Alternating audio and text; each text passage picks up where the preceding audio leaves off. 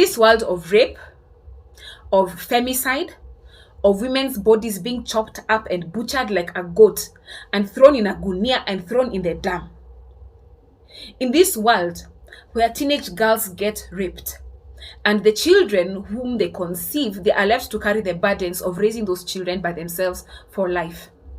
In this world where a woman can get beaten up by her husband and all of the community and the society tell her not to speak up about it, that you have strangulation marks on your neck, you wear a scarf, and you're supposed to hide it because as a woman you're the glory of your man. You have a black eye and you're lying that you fell down the stairs. And that's what society expects out of you. Hi. When you go to church, they teach you God hates divorce. Hey.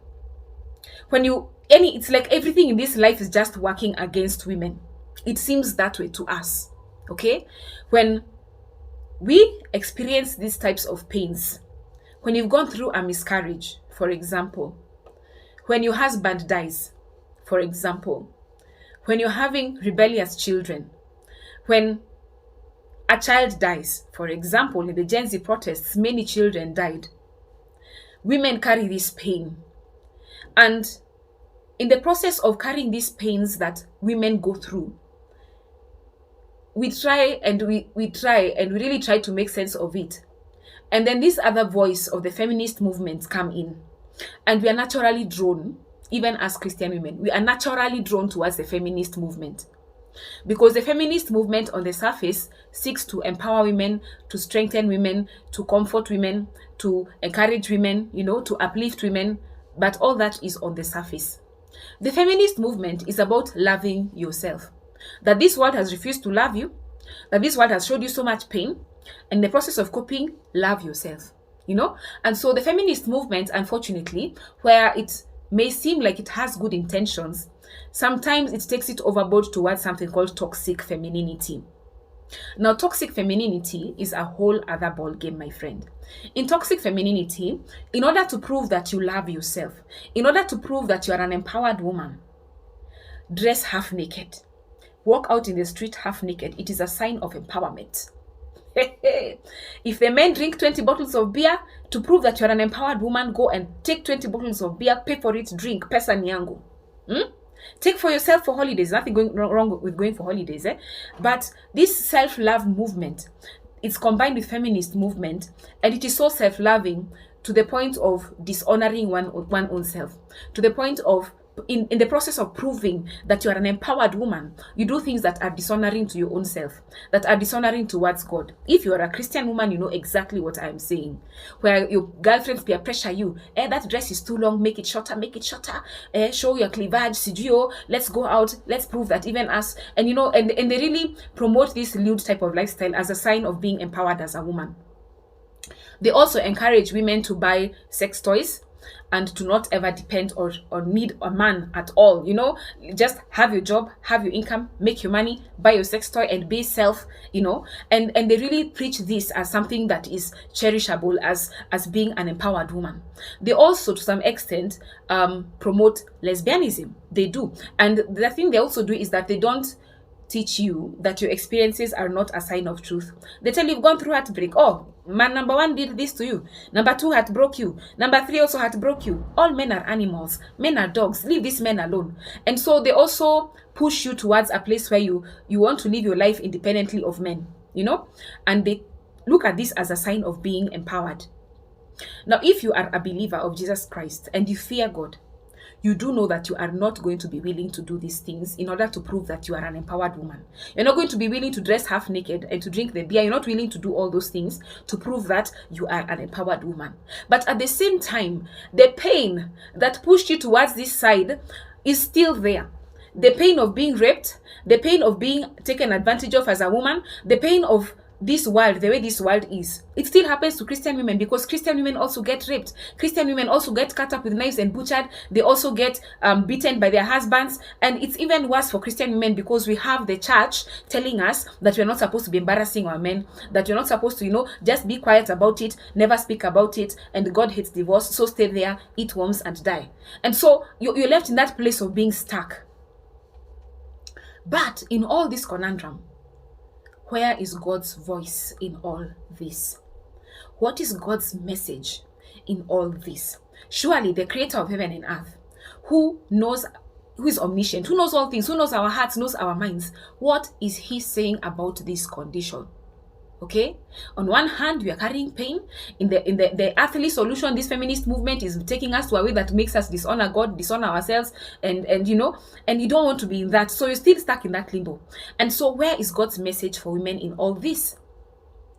And for me, in my seeking and my searching, I've come across this particular tool here. It's a study Bible for women. Oh, this is quite an amazing study Bible. It was written by women for women. The general editor is Dorothy Kelly Patterson. She is a professor of theology in women's studies at Southwestern Baptist Theological Seminary in Texas. Okay. This is the Bible. First of all, this is the Bible. It's the word of God. But what they've done with this Bible is that along the Bible, the way the Bible was written is that the messages of God concerning women are hidden in the stories of women in the Bible. They're hidden, like the story of Ruth, the story of Naomi, the story of Esther. Even women who apparently seemed evil in God's sight, women like this Jezebel, women like Delilah. There are lessons that you can pick up from those women in the Bible. But those messages of God are hidden within the stories. The stories of how Tamar got raped, they are hidden within the stories. And so what happens with a study Bible? Study Bibles come with study notes. And different study Bibles have a different focus. For this one, it's focusing on women. I've been previously using this NIV Zondervan Study Bible because I've been coming from Christian cults. I've been trying to overcome the programming of Christian cults. And this study Bible focuses on the message of Jesus, the centrality of Christ in the gospel. And so I've been coming out of false gospels and coming to the true gospel. So this has been my go-to for that. But now for women, for the practical things for women, this is a powerful, powerful tool, okay? Study Bible for women. It's by Holman, one of my favorite publishers of Christian books. And let me just take you to page 1660 of this Bible and show you some of the things that this Bible helps us to answer. Because the truth is, as women, we have questions that we want answers for. Because of the things we've experienced in our lives, there are things that we want answers for. What is God's heart? What is God's mind on this topic? Let me give you an example. On page 1660, there's in the back there's a whole table of contents for small topics where there are small sermons in the Bible. Okay, so it shows you the topics and the pages where those topics are addressed. So on hard questions, some of the questions that this Bible will help you answer. For example, rape. Does God care about victims of rape? This Bible has the answers to that. Okay. Let's look at forgiveness. Can God forgive me for having an abortion or having an affair or, forgiveness? If you look at, there's another one here on widows. There's a topic here on widows. That's under biblical womanhood. Let's look at another one here. Depression. How should I handle discouragement and depression? How do we overcome spiritual depression?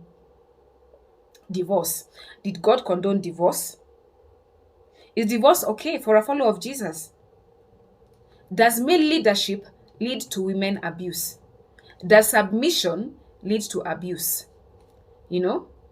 There's so many topics here. Does being sick or being disabled or suffering injury mean that God is punishing you? Did Paul hate women? How can I trust a God who has allowed such terrible things to happen to people? What if God doesn't give me a family of my own? Does the Bible really condemn homosexuality? Do infants go to heaven? So there's so many other things. I had so many bookmarks here that I wanted to show you cool things that I found in this Bible, but I can't do it because of the time constraints on this video. But this Bible is available for you. If you want a copy of this, you can just WhatsApp me. My number is on my TikTok bio, Kiki Havila. My number is at the top of the page. You can just go to WhatsApp, go to my WhatsApp business page. You will see the Bibles available for you, including this one. You will see the price there. And if you'd like a copy, just inbox me and I'll be able to send you this Bible, okay? I'll have to do a part 2 talking about other cool things that are available in this Bible. There's so much more that is in this Bible that I just want to share with everybody.